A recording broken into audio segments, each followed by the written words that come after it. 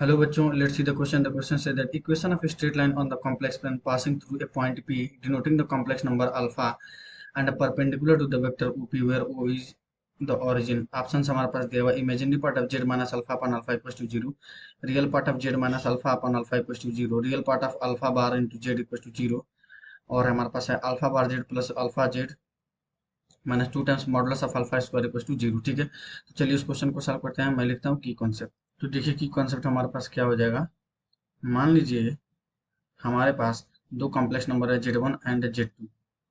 तो argument of Z1 upon Z2 ये हमारे पास होता है argument of Z1 minus argument of Z2 के बराबर होता है। ठीक है, इसी प्रॉपर्टी को हम लोग यूज करते हुए क्वेश्चन को सॉल्व करेंगे। तो ठीक है, तो सबसे पहले हम लोग देखो ड्रा करते हैं कार्टेशियन प्लेन।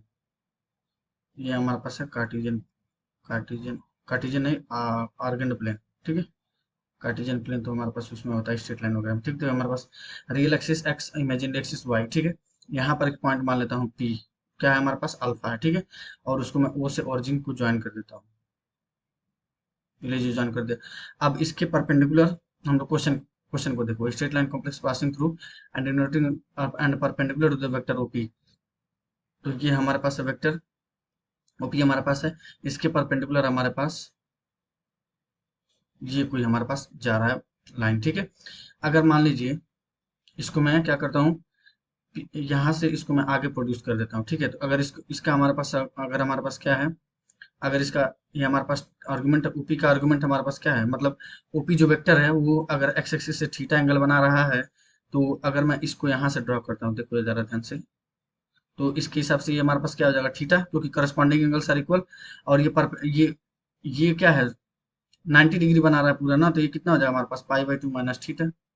ठीक है, और ये हमारे पास तो 90 डिग्री है ही। ठीक है, ये दोनों 90 डिग्री है। ठीक है, देखो उस लाइन के हम लोग को इक्वेशन निकालना है ना, इस मान लो यहाँ पर भी हमारे पास जेड हो सकता है, क्योंकि एक पॉइंट तो लेना पड़ेगा ना लिखने के लिए।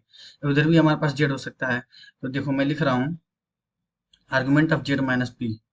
ध्यान से देखो, argument of z minus p minus argument of p minus zero is to किसके बराबर होगा, plus minus pi by two, क्योंकि दोनों साइड इसकी वजह से plus minus pi by two आ रहा है। ठीक है, क्लॉकवाइज और एंटी क्लॉकवाइज रोटेशन करने की वजह से। ठीक है, अब तो ये डिफरेंस हमारे पास आ जाएगा। ठीक है ना, अब इसको मेरे पास हो जाएगा argument of z minus p divided by p is equal to हमारे पास कितना हो जाएगा, plus minus pi by two. और पी ही है कि हमारे पास पॉइंट अल्फा है, तो argument of z minus alpha divided by alpha is equal to आ जाएगा हमारे पास plus minus pi by two. अब जरा ध्यान से देखो, plus minus pi by two किसी भी कॉम्प्लेक्स नंबर का आर्गुमेंट आ रहा है, यहाँ पर है या तो यहाँ पे है, तो क्या बोल सकता हूँ मैं, प्योरली इमेजिनरी। तो इसको मैं लिख सकता हूँ प्योरली इमेजिनरी ना, तो मतलब z minus alpha upon alpha is purely imaginary. तो इससे मैं लिख सकता हूँ रियल पार्ट ऑफ किसका, z minus alpha upon alpha is to क्या हो जाएगा हमारे पास जीरो, क्योंकि प्योरली इमेजिनरी है हमारे पास। ठीक है ना, ठीक है, तो हम लोग यहाँ से बोल सकते हैं कि हमारा ऑप्शन नंबर बी जो क्या है करेक्ट है। अब देखो हम लोग सॉल्व करेंगे। अब हम लोग ऑप्शन ऑप्शन फोर के लिए देखते हैं हम लोग सबसे पहले, उसके बाद हम लोग ऑप्शन थर्ड देखेंगे, उसके बाद फर्स्ट तो इनकरेक्ट हो ही चुका है, क्योंकि real part of z minus alpha upon alpha equal to zero. तो ठीक है, अब देखो अगर हमारे पास कोई इक्वेशन ऑफ सर्किल दिया हुआ x square plus y square equal to r square, तो कार्टेशियन फॉर्म में एक्स वन का वाई वन पे हम लोग टेंजेंट लिख सकते हैं। क्या होगा हमारे पास x x one plus y y one y y one या y one y equal to कितना हो जाएगा हमारे पास आर स्क्वायर के बराबर हो जाएगा। ठीक है, अब देखो हमारे पास यहाँ पर मैं लिख सकता हूँ यहाँ से,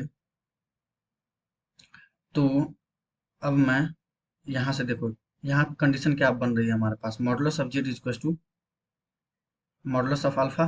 क्योंकि यहाँ पर अगर ध्यान से देखोगे तो यहाँ पर हमारे पास ये हमारे पास एक सर्किल बनेगा। ठीक है, ये हमारे पास क्या बनेगा, एक सर्किल बनेगा। ये हमारे पास एक सर्किल है। ठीक है, जिसका ओरिजिन क्या है हमारे पास, ओरिजिन उसका सेंटर है, और उसका रेडियस कितना है हमारे पास मॉडुलस अल्फा के बराबर है। तो यहाँ से मैं लिख सकता हूँ modulus of z equal to, दोनों साइड स्क्वायर कर दूं तो modulus of z square equal to कितना हो जाएगा, मॉडुलस ऑफ अल्फा स्क्वायर। तो ये हमारे पास हो जाएगा z z bar is equal to modulus of alpha square. तो यहाँ पर z z bar equal to alpha square. अब देखो यहाँ पर पी एफ अल्फा मतलब अल्फा पॉइंट पे मैं इक्वेशन ऑफ टेंजेंट ड्रॉ करना चाहता हूँ, तो मेरे पास क्या हो जाएगा, ये हमारे पास हो जाएगा जेड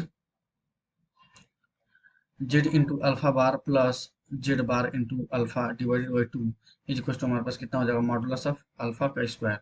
इसको सिंप्लीफाई करूंगा तो z alpha bar plus z bar alpha minus two times modulus of alpha का whole square is equal to हमारे पास जीरो हो जाएगा।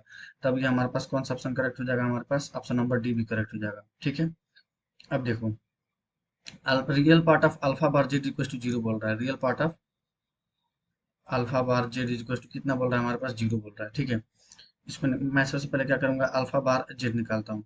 मैं यहाँ पर क्या करता हूँ, कुछ देर के लिए देखो हमारे पास आया था, हमारे पास z minus alpha real part of z minus alpha is to कितना हो जाएगा, आया था हमारे पास जीरो। तो इसको मैं लिख सकता हूँ ना, z minus alpha upon alpha is to k iota लिख सकता हूँ, क्योंकि रियल पार्ट इसका क्या है, हमारे पास जीरो है, तो प्योरली इमेजिनरी होगा हमारे पास ये। और के नॉट इक्वल टू जीरो है, क्योंकि पॉजिटिव वाई एक्सिस पे लाई कर सकता है ना, और नेगेटिव एक्सिस पे लाई कर सकता है, और क्योंकि के जीरो नहीं लिया क्योंकि आर्गुमेंट डिफाइन नहीं होगा, तो यहाँ से जेड की वैल्यू कितनी हो जाएगी हमारे पास, देखो अल्फा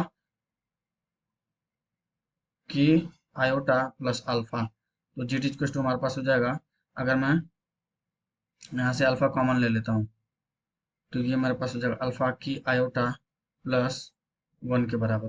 ठीक है, तो क्या करते हैं, थर्ड ऑप्शन को चेक करते हैं। तो रियल पार्ट ऑफ मैं अल्फा बार जेड की वैल्यू निकालता हूँ सबसे पहले। ठीक है, तो अल्फा बार को ऐसे रहने देता हूँ, और जेड की वैल्यू कितनी है हमारे पास, अल्फा और की आयोटा प्लस वन।